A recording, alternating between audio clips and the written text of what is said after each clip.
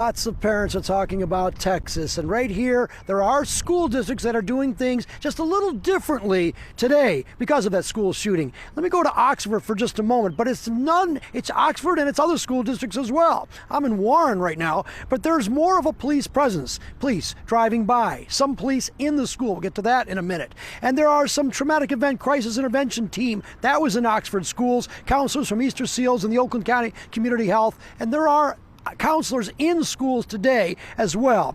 And some school districts are encouraging their students not to watch events, media events of what's going on in Texas because it could be a triggering event. However, saying all that, in some of the school districts that we talked to, including the one I'm here right now, Warren Consolidated Schools, they had good attendance. So no one is they're going to school, and that's a good thing. And really the focus though at this point in time seems to be deterring future school shootings. Warren Police Commissioner Bill Dwyer and the superintendent, Dr. Robert Livernoy from the Warren Consolidated Schools, they kind of have different approaches to deterring future shootings. Take a look. And think of it, 19 babies murdered by a monster. And you wonder, how could it happen? Why did it happen?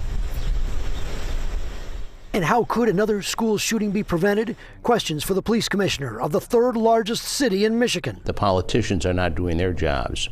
There's a lot of conversation, but there's not the real action that should be taken to deter. And to deter, Commissioner Dwyer says, put a cop in every school. You need more than a metal detector. You need them physically there. And I'll tell you what, there's a pool of retirees that are out there ready to go into the schools, ready to serve, retirees and retired military people. They're ready. Do you think if you had more school resource officers, police officers in the schools, would that be a deterrent to school shootings? It's a good question. Dr. Robert Livernoy is the superintendent of one of the largest school districts in the state. I know there's an argument that we need more police in schools or armed teachers and things like that. Much of that is just sort of political folly that unfortunately misses the mark of what's best for the children who are coming in and out of there every day. So how can we deter another school shooting? Our focus needs to continue to be on screening and understanding children who are having difficulty, because we fully encourage our students in no uncertain terms to tell on other students who they know are having trouble. And that includes looking at social media. Is the group text message that goes around, and it's just bullying and gossip and rumor. Warren Consolidated Schools does have a counselor in every school. Nevertheless, all agree it is possible to have another school shooting. They're going to cry for many, many nights, and the parents are going to cry, and it's sad.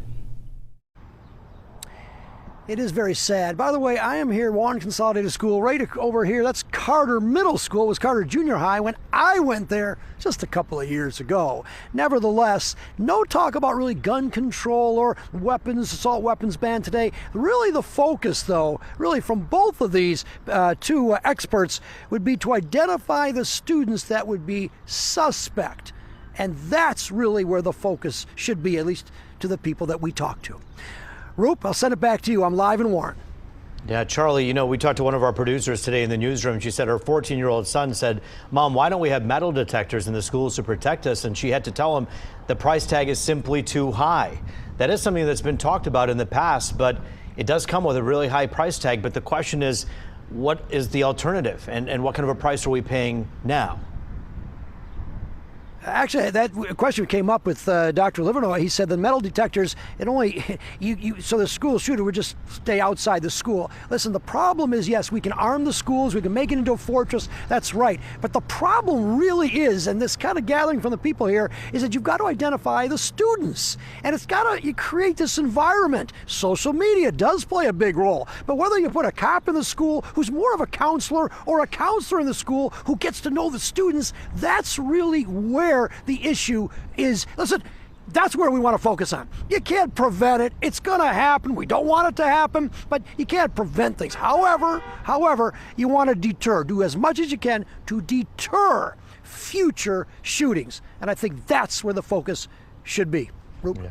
And those social media accounts do tell a story there, and tracking those would be helpful. Charlie Langton for us live in Warren. Thank you.